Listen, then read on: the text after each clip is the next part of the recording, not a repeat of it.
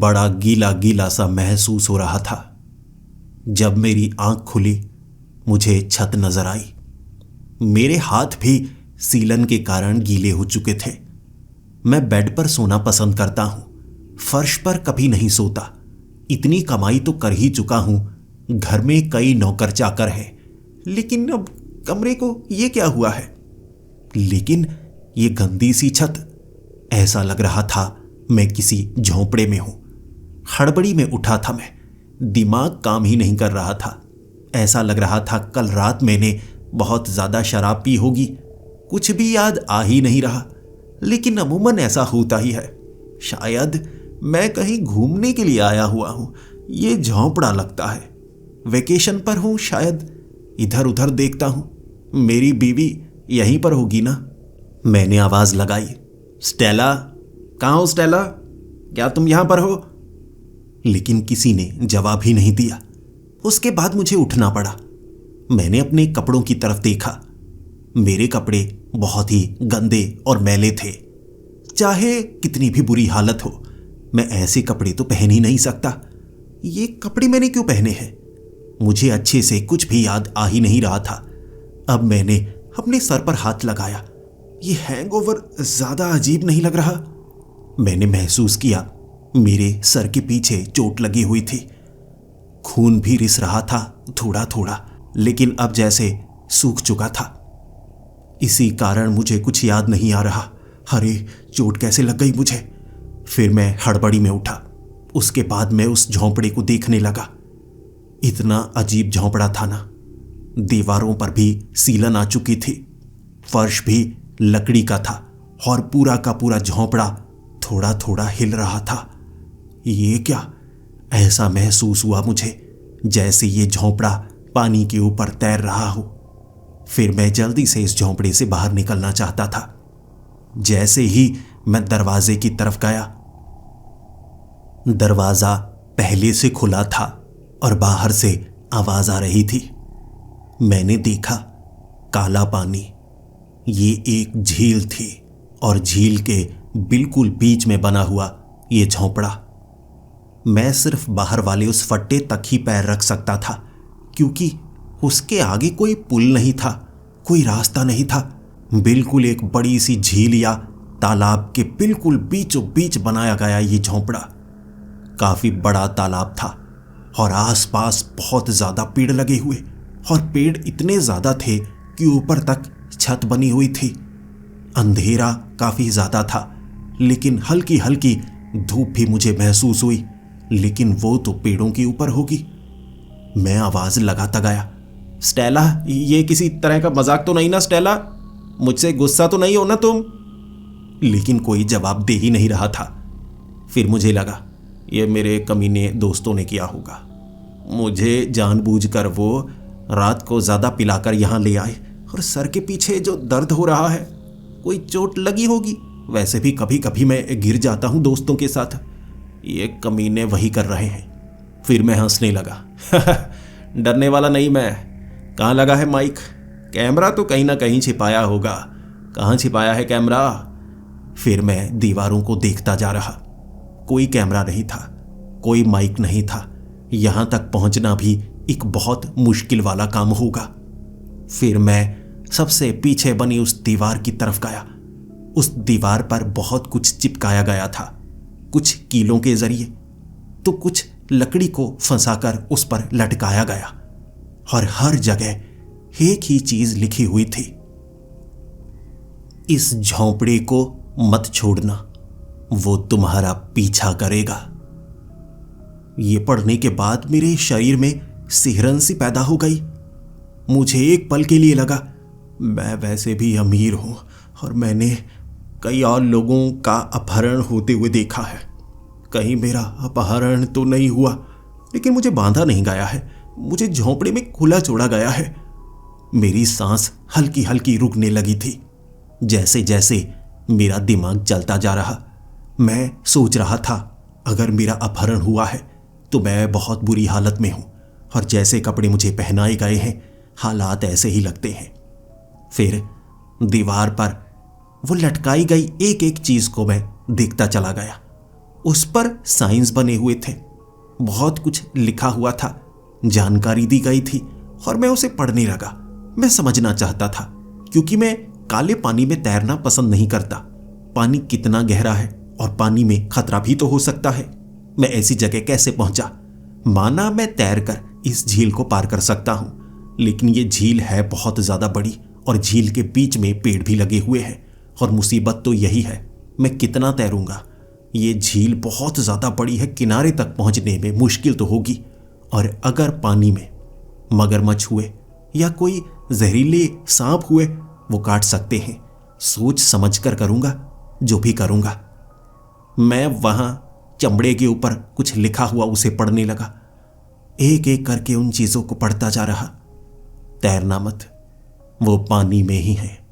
किसी चीज पर बैठकर तैरने की कोशिश मत करना, वो नीचे खींचने की कोशिश करते हैं। बाहर निकलना खतरे से खाली नहीं, यहीं रहो, यही तुम्हारी किस्मत है। हर जगह घुमा फिराकर यही लिखा गया था। मुझे भूख भी बहुत ज्यादा लगी हुई थी, जिसके बाद मैं देखने लगा यहां खाने की क्या चीज है, कहीं मुझे यहां मरने के लिए तो नहीं छोड़ा गया है। आसपास मैंने सूखे हुए फल देखे और एक कटोरी में पानी भी देखा। पानी साफ लग रहा था। मुझे प्यास बहुत ज्यादा लगी थी तो मैंने उस कटोरी का पानी पिया। वो झील वाला पानी नहीं था, वो पूरी तरह से साफ पानी था, जैसे पहाड़ों से आया हुआ नदी वाला पानी। अगर ये चीज यहां रखी गई है तो लगता है किसी ने छोड़ी है। मैंने वहां कई और लकड़ी की बनी हुई कटोरियां भी देखी, सूखे हुए फल सब्जियां भी देखी। सभी ज्यादातर कच्चा ही वहां पड़ा और धीरे धीरे सड़ गया होगा। बहुत सारा सामान ऐसा था जो बहुत ज्यादा पुराना लग रहा था। और वहां पड़ी मेरी घड़ी, बड़ी अजीब हालत में थी।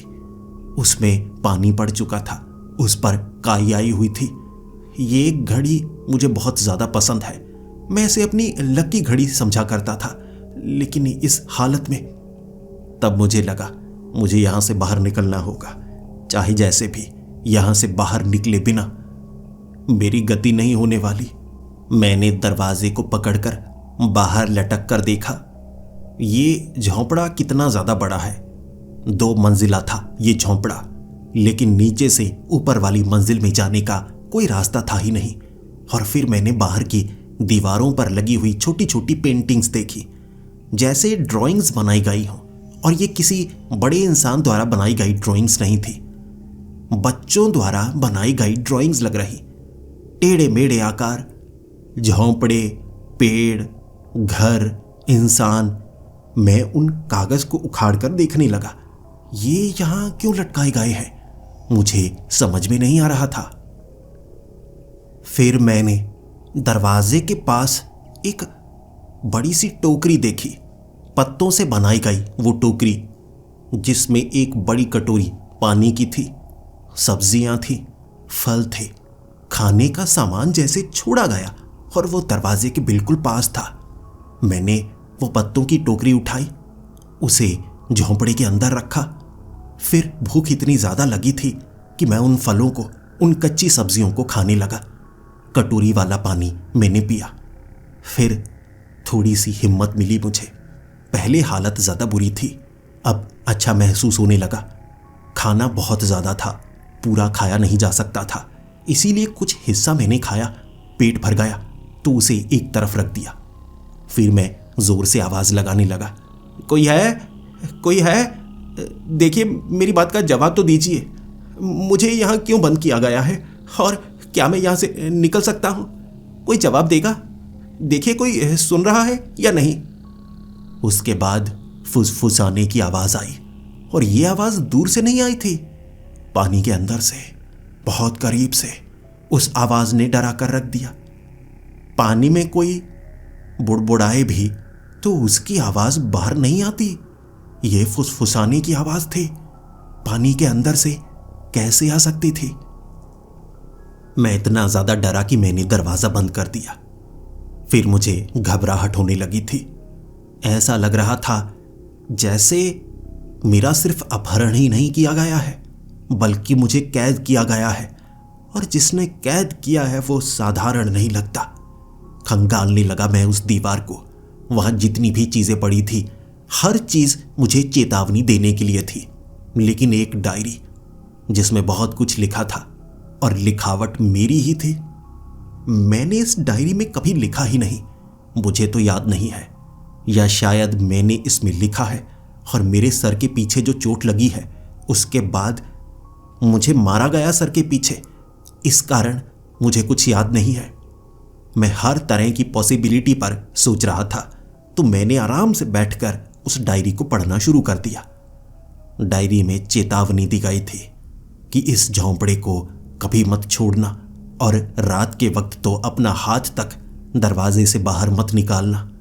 पानी में कुछ है जो खींचने की कोशिश करेगा। तैरने की कोशिश कभी मत करना, न दिन में न रात में। यहां से बाहर निकलना असंभव है, लेकिन अगर किसी तरह तुम निकल गए, वो तुम्हारा शिकार करने की कोशिश करेगा। वो कौन ये नहीं बताया गया था, लेकिन साफ साफ चेतावनी, और वो भी मेरी लिखावट में। अब ये भी साफ था मैं यहां अपने आप नहीं पहुंचा हूं।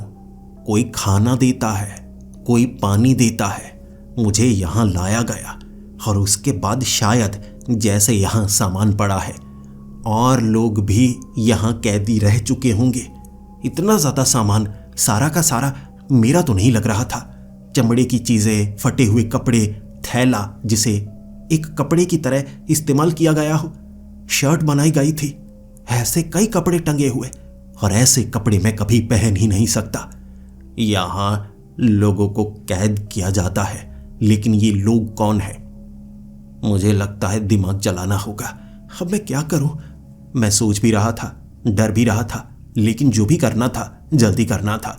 अगर देर हो गई मैं हमेशा के लिए यहां फंसा रह सकता हूं, और क्या पता आज का दिन आखिरी दिन हो, फिर मुझे वो मौत के घाट उतार दे जिनके बारे में मैं अब तक जान भी नहीं पाया हूं। फिर मैंने आंखें बंद की और सोचा, अगर मैं यहीं पर रहा तो मैं उनके जाल में फंस जाऊंगा। वो मुझे मौत के घाट उतार देंगे। मुझे लगता है मुझे दरवाजा खोलना चाहिए और उसके बाद आवाज लगानी चाहिए, धमकी देनी चाहिए कि तुम ज्यादा समय मुझे कैद नहीं रख सकते। मैं कोई छोटा मोटा इंसान नहीं हूं, एक बड़ा बिजनेसमैन हूं, और मुझे ऐसे लोग जानते हैं जो सबकी सोच से परे हैं। बड़े बड़े पॉलिटिशियंस मुझे जानते हैं, गैंगस्टर्स मुझे जानते हैं, अच्छे लोग भी जानते हैं, बुरे लोग भी जानते हैं। अगर मैं ज्यादा लंबे समय तक गायब होने पता लगा, मुझे ढूंढने की कोशिश तो होगी, और उसके बाद अगर मैं जिंदा बच गया, जिसने मुझे अगवा किया है आसानी से मरने नहीं दूंगा। मैंने धमकी दी, जोर जोर से धमकी दी। आवाज गूंज रही थी, चारों तरफ पेड़ लगे हुए थे, बड़ी रहस्यमय जगह थी, जैसे किसी ने जानबूझकर बनाई हो किसी को कैदी रखने के लिए। देखने में साफ था ये जंगल है, और चारों तरफ जंगली जानवरों की आवाज, पंछियों की आवाज, ऐसे टिड्डों की आवाज और मेंढकों की आवाज ही आ रही। जंगल का साफ पता चल जाता है, ऐसा माहौल आपको खुद ब खुद बता देता है। मेरी आवाज गूंज रही थी, बार बार मुझे मेरी आवाज सुनाई दे रही, और फिर मुझे एक और ध्वनि महसूस हुई, जैसे कोई जवाब दे रहा है, लेकिन शब्द साफ नहीं, सिर्फ एक गूंज, इंसानी आवाज की गूंज। कभी तो लगता मेरी आवाज गूंज कर वापिस आ रही है, कभी लगता ये शब्द मेरे नहीं है, कोई और बात तो करना चाहता है, लेकिन मेरी समझ से सब कुछ बाहर था। तब मैंने ठान लिया, मैं तैरूंगा, मुझे तैरना आता है, बचने का यही तरीका है। मैं डरने वाला नहीं, डराने की कोशिश होगी लेकिन मैं डरूंगा नहीं। मैंने भागकर सीधे पानी में छलांग लगा दी। पानी काफी ज्यादा ठंडा था, शरीर अकड़ने लगा था, लेकिन अगर मैं अपने हाथों को तेजी से चलाऊंगा तो मैं आगे बढ़ सकता हूं और शरीर भी गर्म होता चला जाएगा। शुरू शुरू में पानी ठंडा ही लगता है। मैंने तैरना शुरू किया। मैं उस झोंपड़े से ज्यादा दूर निकला ही नहीं था, 5 ही सेकंड हुए थे, और मुझे महसूस हुआ झील के नीचे कुछ ऐसा है जिसमें मेरे पैर फंस रहे हैं। झीलों में पेड़ों की जड़ें होती हैं, और वो जड़ें कभी कभी आपके पैरों में फंसती ही हैं, लेकिन धीरे धीरे मैं अपने पैरों को ऊपर रखना चाहता था, ऊपर ऊपर से तैरना चाहता था, लेकिन कुछ तो था जो मेरे पैरों को पकड़ता जा रहा था। अब तो यह साफ था, ये तो मछली होगी या मगरमच्छ तो नहीं, कोई जो पैरों को पकड़ रहा, और ऐसा लग रहा था ये हाथों से मेरी टांगों को पानी के अंदर से पकड़ा जा रहा था। नजर कोई नहीं आ रहा था।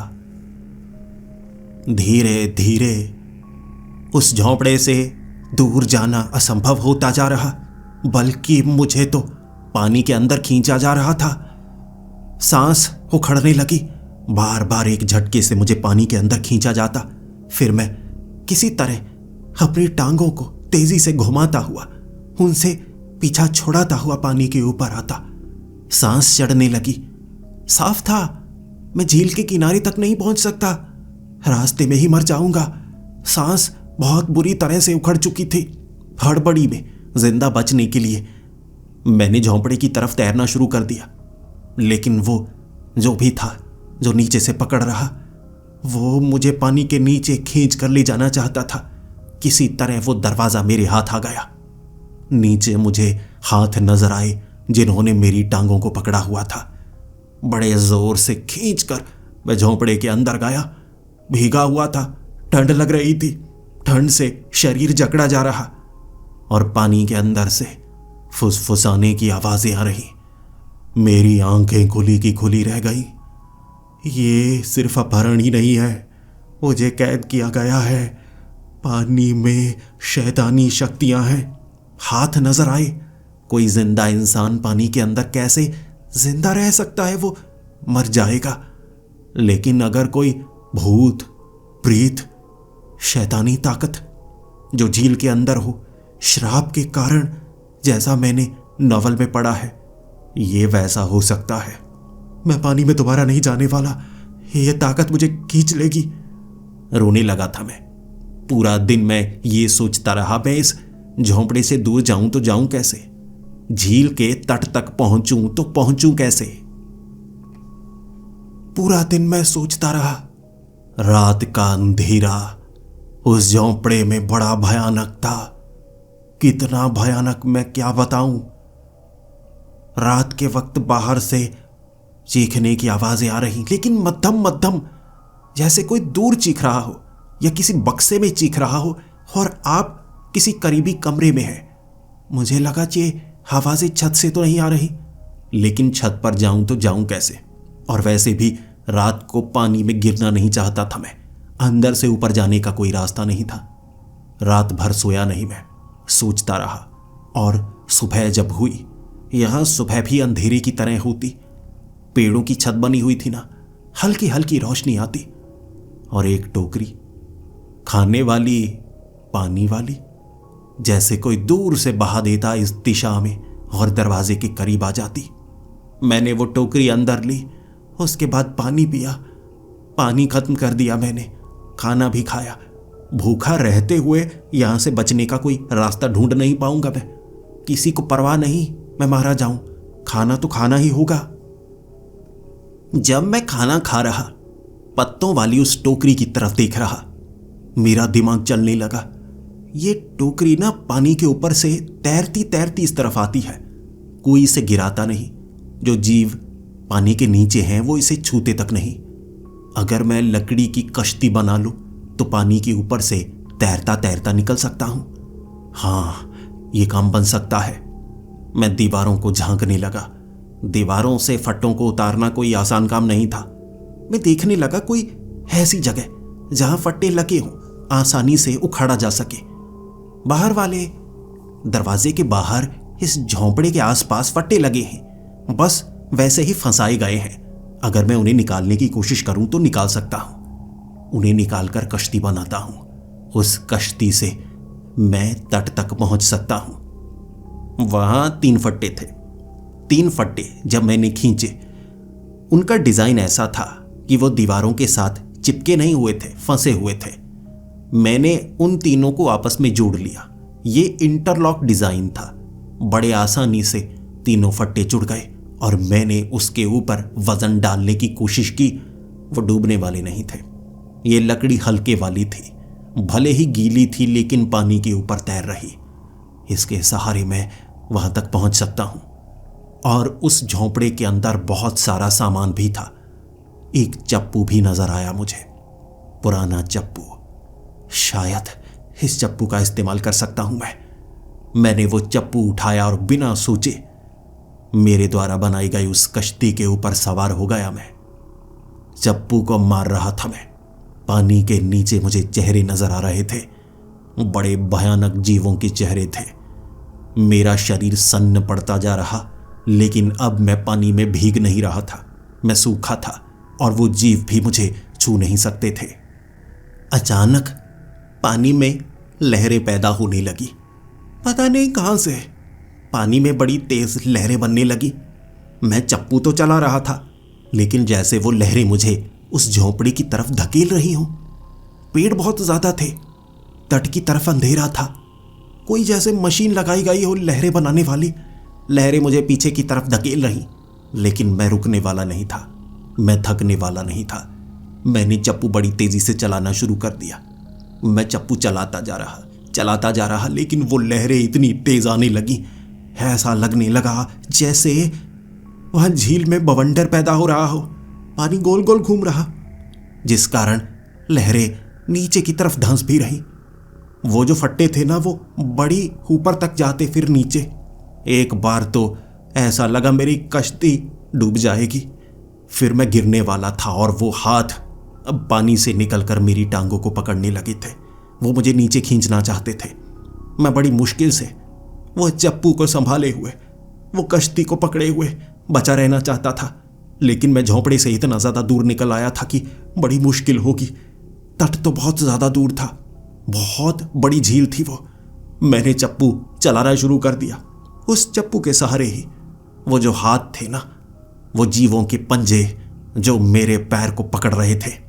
जख्म हो गए थे मेरी टांगों पर, लेकिन मैंने चप्पू मार मार कर अपने पैरों को छुड़वाया। लहरें मुझे पीछे की तरफ धकेल रही थी। अगर मैं चप्पू नहीं चलाता तो अपने आप धकेला जाता पीछे की तरफ, और इस तरह धकेलते धकेलते वो कश्ती झोंपड़े के करीब आ गई। मैं खुद को बचाने की कोशिश में छलांग लगाकर झोंपड़े के अंदर। मुझे ऐसा महसूस हुआ जैसे ये श्रापित झील मुझे यहां से दूर जाने ही नहीं देना चाहती है। कैदी बन गया हूं मैं। उन फट्टों को खोलकर मैंने दरवाजे के आगे फिर से लगा दिया। कम से कम उस पर पैर रखकर मैं आगे की तरफ देख तो सकता हूं। शायद इसी तरह मैं छत तक पहुंच सकता हूं। यह सोचकर मैंने फट्टे लगाए और मैं रोने लगा था। असंभव है, यहां से बाहर निकलना असंभव है। कैसे निकलूं? मुझे यहां क्यों कैद किया गया है? मेरी आंखों में आंसू आने लगे थे। अपनी बीवी की बहुत याद आ रही थी। स्टेला किस हालत में होगी? वो तो बहुत बुरी हालत में होगी। मुझे याद कर रही होगी कि मेरे साथ पता नहीं क्या हुआ। मेरे बच्चे अभी छोटे ही तो हैं, 6-7 साल के दोनों। वो भी रो रहे होंगे, मुझे याद कर रहे होंगे। ये जगह से मुझे नहीं लगता मैं जिंदा बाहर निकल पाऊंगा, लेकिन अपनी बीवी के लिए, अपने बच्चों के लिए जान को दांव पर जरूर लगाऊंगा। मैं बचकर उन तक पहुंचूंगा जरूर। मैंने बाहर वाले फट्टे पर पैर रखा। मैं पानी में गिर सकता था, लेकिन ऊपर मुझे 2nd फ्लोर पर जाना था। नीचे से और कोई रास्ता नहीं है। मैंने दीवार की एक तरफ लटक कर उस खिड़की पर पैर रखकर ऊपर चढ़ने की कोशिश की। मैं गिरने वाला था, लेकिन मैंने खुद को संभाल लिया। ऊपर एक खिड़की थी, उस खिड़की को छलांग लगाकर मैंने पकड़ा और पूरा जोर लगाकर मैं उस खिड़की के अंदर। वहां पहुंचकर ऐसा महसूस हुआ जैसे मैं इस झोंपड़े से बाहर निकल आया हूं। कुछ तो हरकत हुई। फिर देखने लगा मैं यहां पर क्या पड़ा है। यहां पर भी दीवारों पर बच्चों की ड्राइंग्स बनाई गई थी, और इसी के साथ अजीब सी तस्वीरें थी, अजीबोगरीब तस्वीरें, जैसे इंसानी अंगों की। वो तस्वीरें डराने के लिए थी या किसी और चीज के लिए मैं समझ नहीं पा रहा, क्योंकि कटे हुए अंग, खून से सने हुए आप देख कैसे सकते हैं, लेकिन बच्चों की वो पेंटिंग्स के नीचे लिखा हुआ था, जो किया है वो भुगतना पड़ेगा। यहां से बाहर निकला नहीं जा सकता, पानी में तैरा नहीं जा सकता, यही सजा है। ऐसा बहुत कुछ चेतावनी थी कि मैं यहां से निकल नहीं सकता, या ये चेतावनी किसी और के लिए है। यहां और लोगों को भी कैद किया गया है। शायद मैं वो हूं जो इस समय यहां पर हूं। इससे पहले जो यहां रह चुके हैं, क्या वो मारे जा चुके हैं, या वो यहां से भाग निकले? मुझे इसका जवाब चाहिए था। ऊपर दीवारों पर चेहरे बने हुए, ये चेहरे बनाए नहीं गए थे, ये चेहरे सीलन के कारण उभरे हुए। ये कोई भ्रम नहीं था, बड़े भयानक बच्चों के चेहरे, जैसे बच्चों को सजा मिली हो। किसी का चेहरा जला हुआ था तो किसी का चेहरा कटा हुआ था, देखा नहीं जा रहा। भले ही वो सीलन थी, एक भ्रम की तरह था, लेकिन फिर भी बहुत ज्यादा खौफनाक। मैं यहां रुक नहीं सकता था, यहां से बाहर निकलूं तो निकलूं कैसे? थोड़ी ऊंचाई पर था मैं, इसीलिए ये झील को दूर दूर तक देख पा रहा। तट काफी ज्यादा दूर है, इतनी बड़ी झील है, लेकिन यहां पेड़ भी तो बहुत सारे लगे हुए हैं। हरे पेड़ बहुत करीब करीब तो है, इसीलिए अंधेरा है। अगर मैं एक डाली को पकड़ लूं, क्या मैं निकल सकता हूं? मेरे दिमाग में एक ऐसा तरीका आया जो मुझे कारगर महसूस हो रहा। यहां छत बनी हुई है, पेड़ों की पूरी छत, एक टहनी दूसरी टहनी के साथ मिली हुई है, जैसे जुड़ी हुई हो। अगर मैं किसी एक पेड़ तक पहुंच जाऊं, उसकी डाली से खिसकता खिसकता बाकी डालियों तक बड़ी आसानी से जा सकता हूं। इस तरह से शायद मैं झील से बाहर निकल पाऊं। यह तरीका किसी ने अपनाया नहीं होगा, लेकिन मुझे यह अपनाना होगा। न तैरा जा सकता है, न कश्ती बनाकर यहां से बाहर निकला जा सकता है, लेकिन ऊपर ऊपर से तो निकला जा सकता है। मुझे धूप भी देखनी थी। मैं समय बर्बाद नहीं कर सकता था। मैं फिर से खिड़की से बाहर निकला, ऊपर की तरफ लटका और किसी तरह बड़ी मुश्किल से मैं छत पर पहुंच पाया।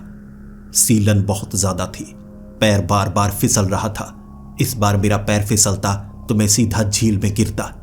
नीचे से आ रही फुसफुसाने की आवाजें चेतावनी की तरह लग रही थी। ये आवाजें बहुत ज्यादा थी, लेकिन जंगल की आवाजें भी मुझे बुला रही थी। ऐसा लग रहा ये आजादी है। किस्मत देखिए मेरी, एक पेड़ की डाली जो छत से बहुत करीब थी।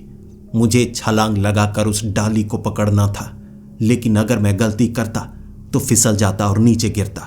भले ही वो डाली छत से बिल्कुल ऊपर थी, लेकिन छलांग लगाने में खतरा बहुत था, क्योंकि ये झोंपड़ा तिकोना सा था। फिसलने पर मैं सीधा नीचे ही गिरता, लेकिन हिम्मत तो करनी थी ना। जब आपको कुछ समझ में ना आए, आपको हिम्मत तो करनी ही पड़ती है। मैंने की हिम्मत, लगाई छलांग, हाथ में आ गई वो डाली और मैंने इतनी जोर से पकड़ी जैसे जिंदगी वही हो।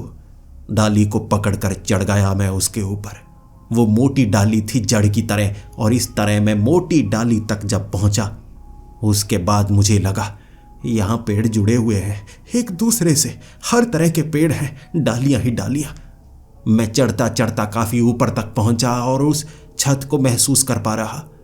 डालियों पर छलांगे लगा लगा कर मैं आगे बढ़ता जा रहा था, और इस तरह वो फुसफुसाने की आवाजें, साफ साफ चेतावनी और नीचे से निकलने वाले हाथ अब मुझे छू तक नहीं सकते थे।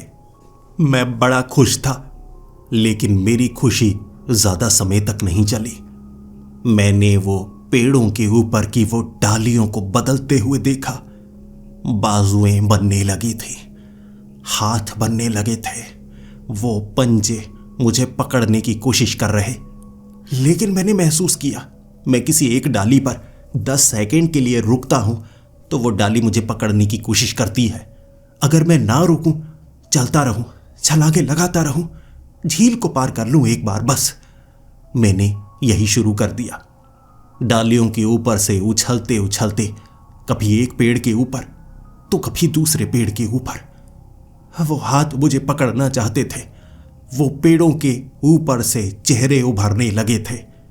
वो बच्चों के चेहरे थे, लेकिन वो शैतानी बच्चे, जैसे ये कोई शैतानी बच्चों का कबीला हो।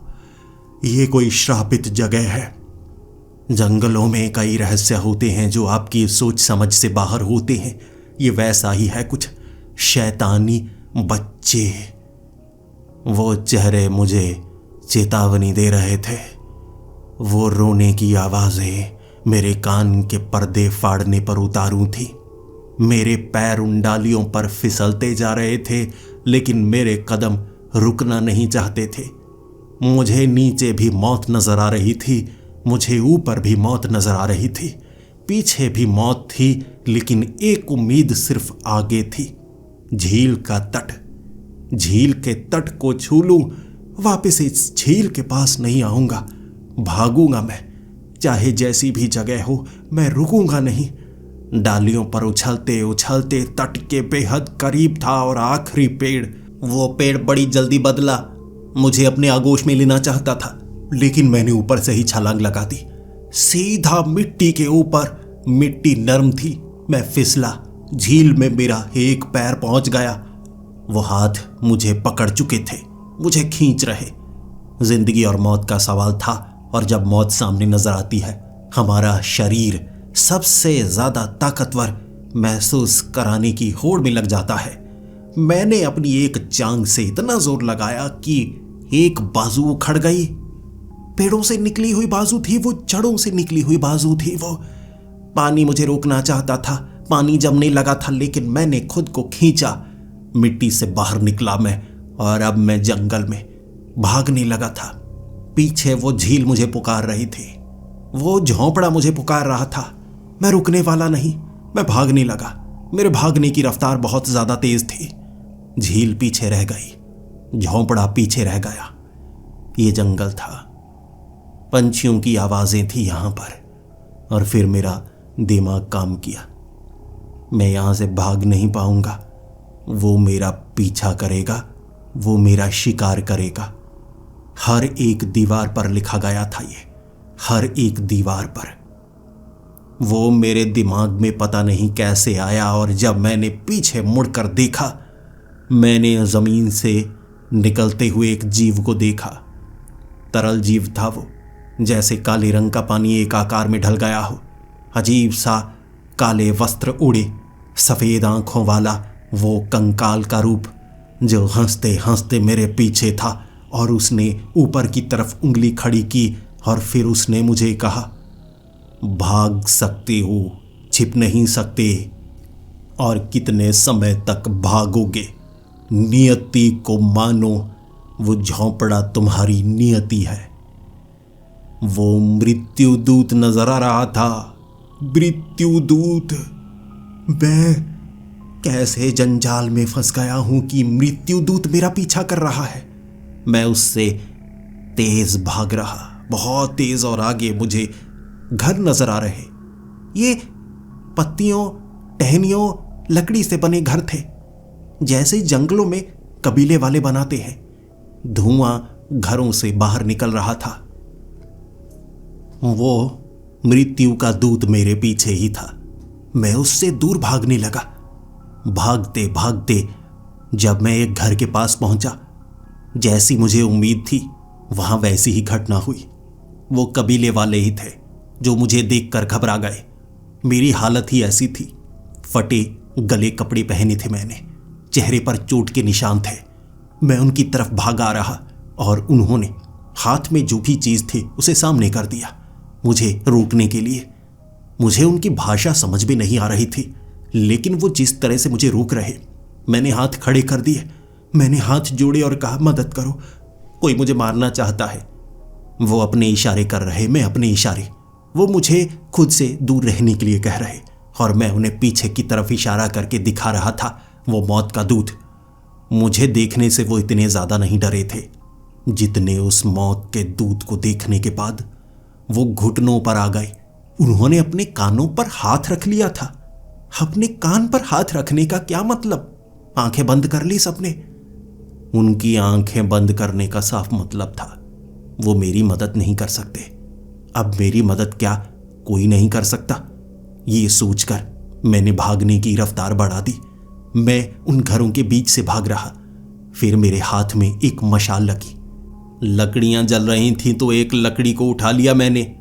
उस लकड़ी को मैंने उस मौत के दूत पर मारा, क्योंकि दिखने में वो मौत का दूत ही लग रहा। लकड़ी उससे टकराई और उसे आग लग गई। आग से झुलस रहा था वो, लेकिन हिल नहीं रहा था। उसके कपड़ों को आग लग रही, लेकिन वो खत्म नहीं हो रहे। वो कंकाल था।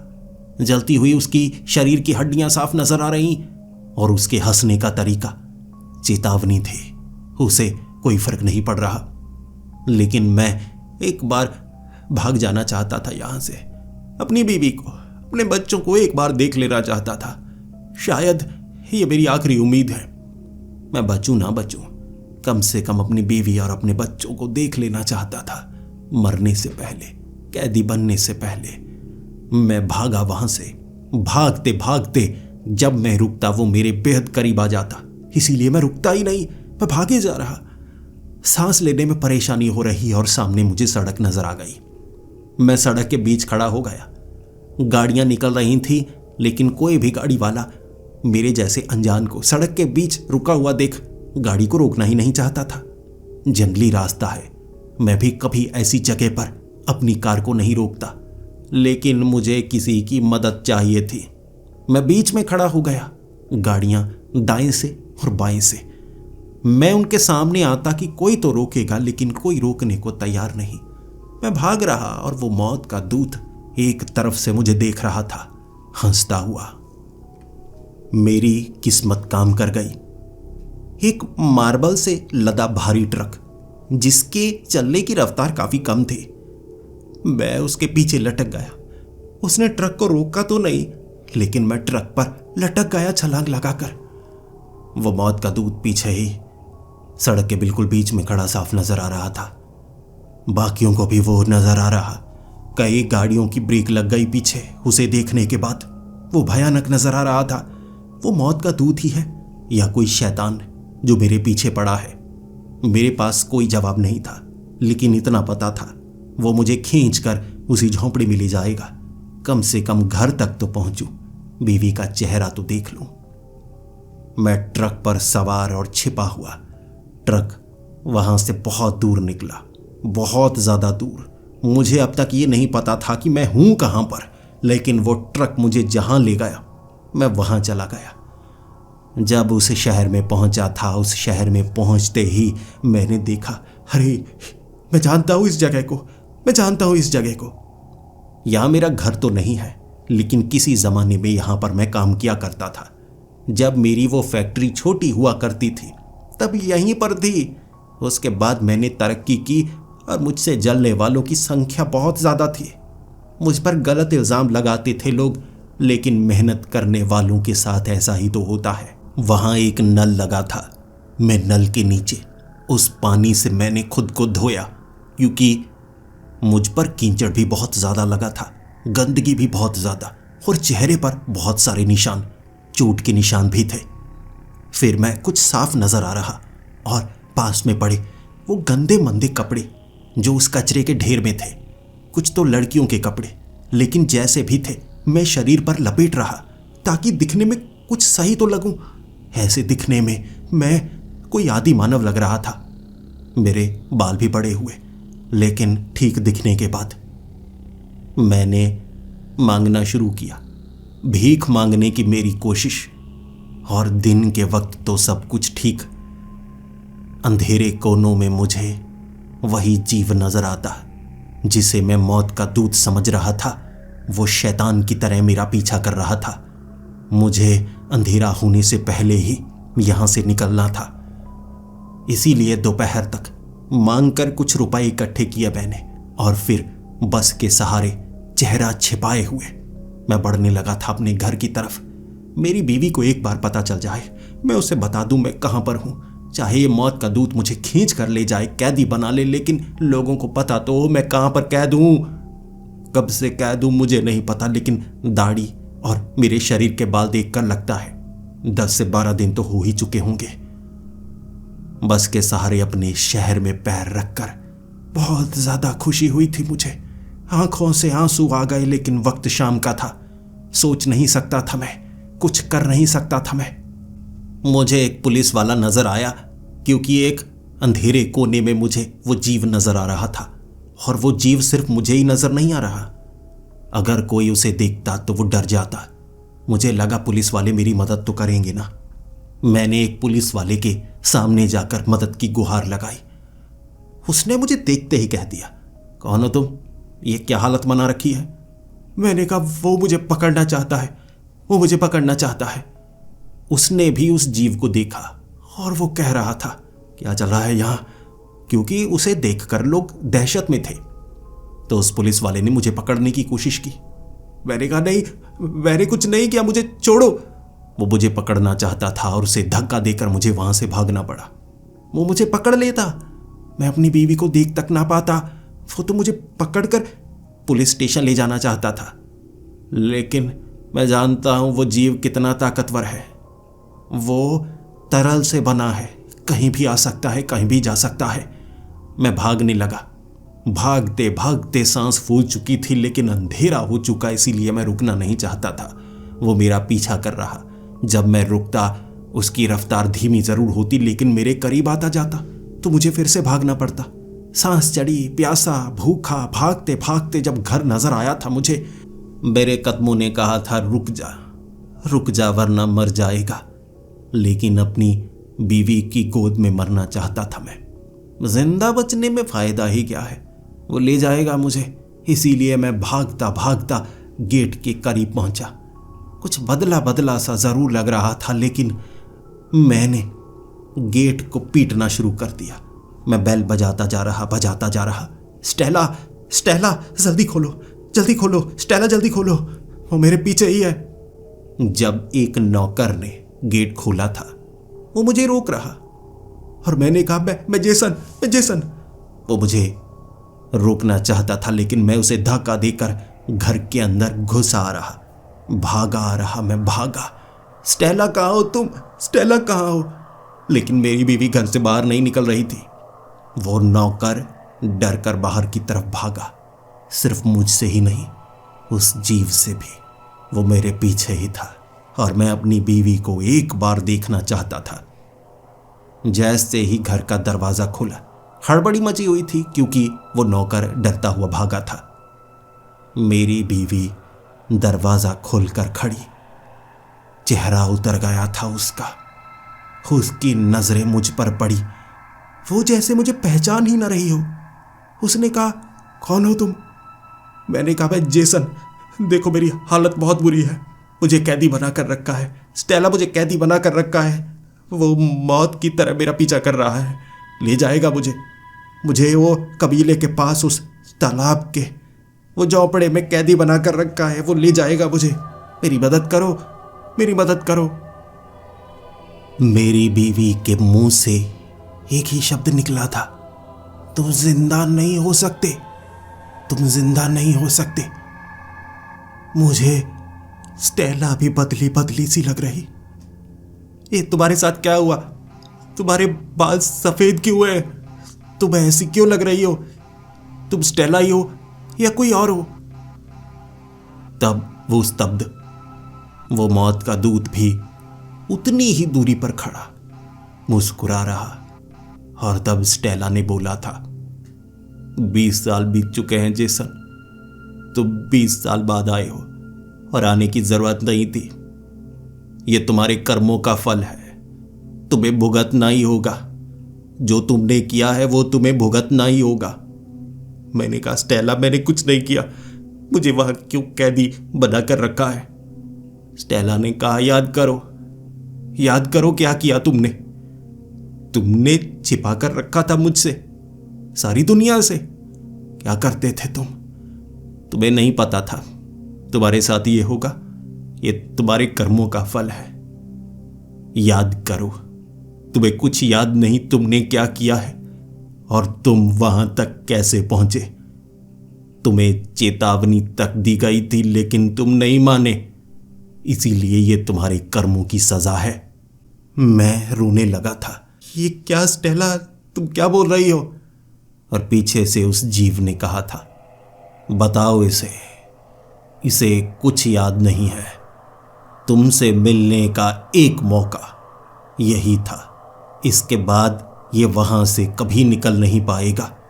बताओ इसने क्या किया है ताकि ये इसे हमेशा याद रखे और इसके कर्मों का फल इसे मिलता रहे। स्टेला ने तब कहा, 20 साल पहले यहीं पर थे तुम। मुझे नहीं पता था कि तुम क्या करते हो। हमारा बिजनेस था जिसमें मैं भी भागी थी और तुम्हारे कई पार्टनर, लेकिन इसी के साथ तुम कुछ और भी करते थे, ह्यूमन ऑर्गन्स की स्मगलिंग। और मुझे इसके बारे में बताया तक नहीं। कहाँ से फंडिंग आती थी? वो इतने अमीर लोग विदेशी कहाँ से हमारी कंपनी में फंड लगाते थे? ये सवाल हमेशा रहता था मेरा, और तुमने कभी नहीं बताया।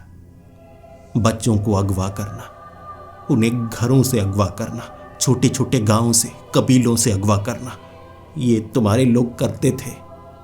ये तुम्हारा काम था। और उनके ऑर्गन्स को बेचना, बच्चों को बेचना, लोगों को अगवा करके उनके शरीर के अंगों को बेचना, ये भी करते थे तुम। कबीले के बच्चों को जब तुमने अगवा करवाया था तुम वहीं पर थे, क्योंकि उन्होंने विद्रोह किया था और तुम्हारे खिलाफ सबूत इकट्ठे कर लिए थे। तुम बुरे फंसते तो तुमने उस कबीले वालों को मारा, घरों को जलाया, बच्चों को उठाया, और उन्होंने कहा भी था उनके दैव तुम्हें सजा देंगे। वो कबीले वाले जो मान्यता रखते थे उनके दैव कैदी बनाते हैं। वो सजा सिर्फ इसी जिंदगी के लिए नहीं होती, हमेशा के लिए होती है। और जितने बड़े दुष्कर्म उतनी बड़ी सजा। इसीलिए तुम नहीं माने उस चेतावनी के बावजूद भी, और तुम्हें वो सजा मिली। मैंने अपनी आंखों से तुम्हें मरते हुए देखा था। सारी दुनिया को लगता है कि तुम्हें दिल का दौरा पड़ा था, लेकिन नहीं, मैंने अपनी आंखों से इस मौत के दूत को तुम्हारे शरीर से तुम्हारी आत्मा को खींचते हुए देखा था। उसके बाद मेरी आंखों के सामने तुम्हें सजा भी मिली। पूरा सच जब मुझे पता लगा, मैं खुद तुमसे रिश्ता तोड़ना चाहती थी, तुमसे हमेशा के लिए दूर। लेकिन बच्चों के लिए मैंने किसी को यह नहीं बताया, लेकिन उसने सबको सजा दी। तुम्हारी सजा सबसे कठोर, कैदी हमेशा के लिए। ले जाओ इसे, इसकी यही सजा है और ये इसी के साथ तड़पेगा ताउम्र। वो जीव मुझे घसीट रहा था और मैं चीख रहा था। मुझे नहीं पता सड़कें खाली कैसे हो गईं। वो मुझे सड़क से घसीट कर ले जा रहा और मुझे कोई इंसान नजर नहीं आ रहा, जैसे अलग दुनिया का अलग रास्ता, और मुझे घसीट कर उस झोंपड़े के अंदर फेंका गया। फिर मुझे सजा दी जा रही थी। अब मैं भूला नहीं।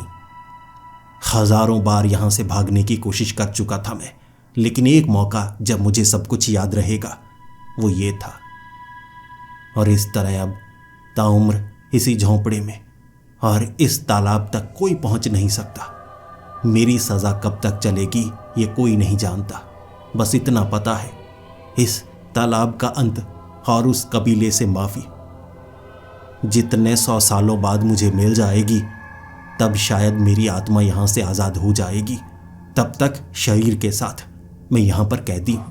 खाना मिलता है, पानी मिलता है और अकेलापन। सजा, मेरी भयानक सजा। और अंत में मैं इतना ही कहना चाहता हूं, इंसान को गलतियों का पुतला कहा जाता है, लेकिन याद रखिएगा कुछ गलतियां ऐसी होती हैं जिनकी कोई मुआफी नहीं होती। उन गलतियों को कोई माफ नहीं करता, ईश्वर भी नहीं, और उसकी सजा मिलती जरूर है। इसीलिए जिंदगी में अगर गलती करनी है तो ऐसी करना जो छोटी हो। बड़ी गलतियों की कभी माफी नहीं मिलती।